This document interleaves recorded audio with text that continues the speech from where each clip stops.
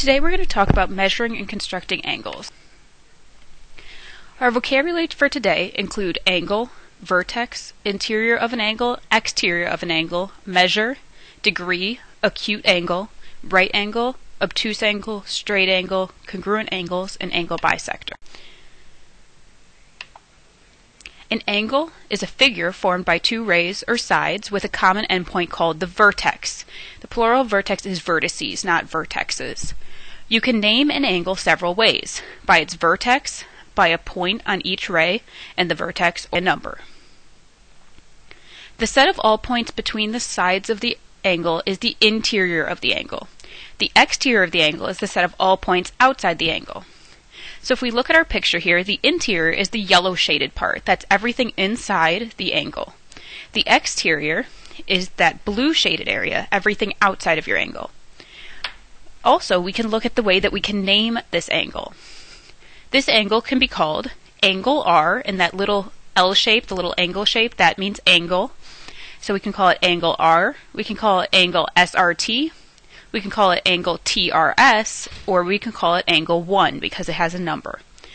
You need to be sure that when you label it with 3 letters, the vertex has to be in the middle. So angle RST would be a different angle, so we cannot use that combination of letters.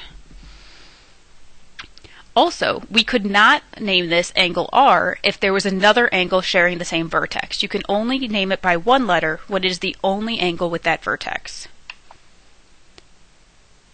Okay, so here we have the angles formed by point A. They have 3 distant points, B, C, and D. We want to name 3 angles.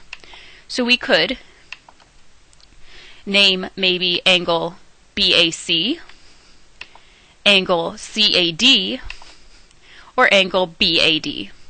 Notice that for all of these, the vertex is A, therefore we cannot call any of these angle A, because if we did, we wouldn't know which angle we were talking about. Here's another picture. We can have some different ways we can name the angles in the diagram. We could have angle RTQ, make sure T is your vertex, angle T, angle STR, angle 1, or angle 2. And for this one, we actually don't really want to use the angle T because we don't know which angle we're talking about, so that would be an incorrect labeling. So constructing a congruent angle. In order to construct a congruent angle, you need to first draw a new ray as the starting point for your new angle.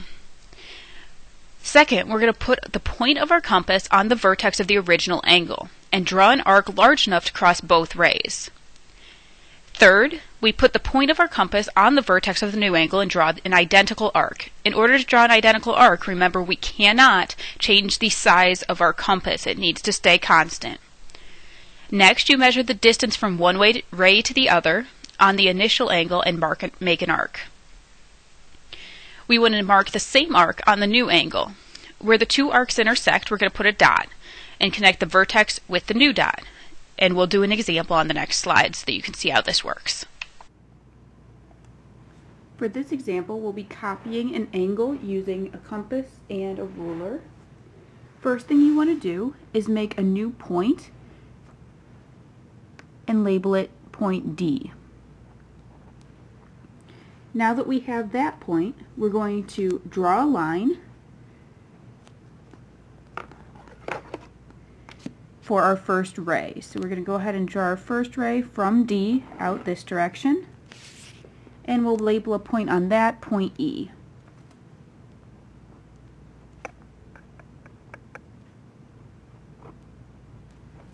Okay, so now we're going to take our compass, put the point at the vertex of your angle, which is B, and we're going to draw an arc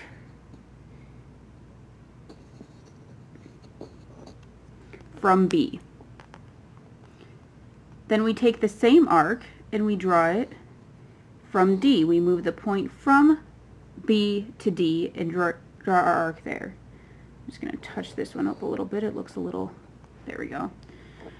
Okay, so the second step is we put the tip of our compass between B and C where it matches where these two intersect. And we measure up to where it intersects up by A. So we take our compass, put it here, and measure how far out the angle is. So our angle is about that wide. We come down here, we put our point where it intersects again, and we measure that distance. The point where those two cross, that is going to be the third point of your angle. So we take our ruler and we connect from D to the X. So we put a point at D and draw straight through the X where they intersect. We put an arrow and we make a point up here, label it F, and the point can be where it crosses or it doesn't have to be, it just has to be on that ray.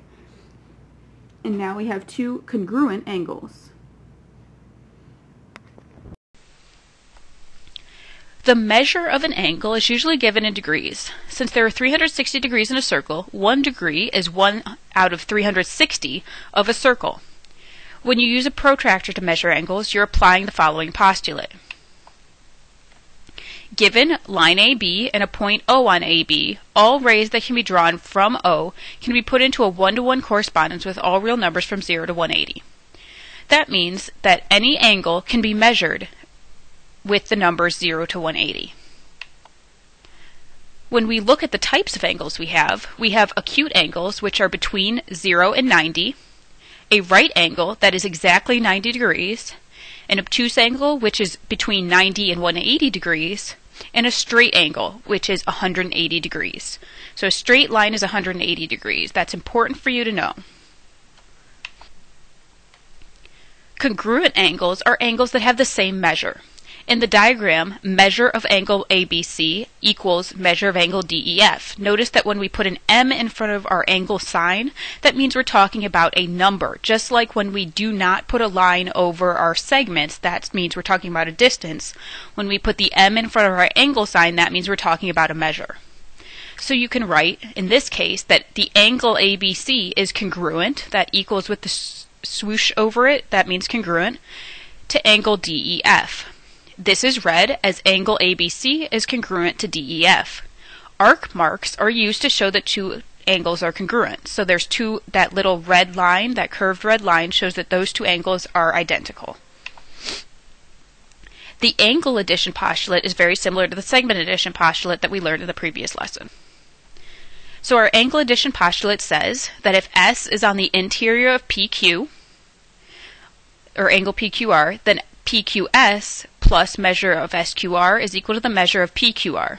And this is called the angle addition postulate. So if we have two pieces, they add up to make the whole thing. We also have angle bisectors. That's a ray that divides an angle into two congruent angles. So if JK bisects LJM, then LJK is congruent to KJM. And here's a picture. So if we have that large angle and JK is the bisector, then LJK is congruent to KJM. So go ahead and try to practice some of these, and I'll go ahead and bring up the answers. If you want to pause your video and then bring up the answers to double check them, you can practice these and be ready for some extra practice tomorrow in class.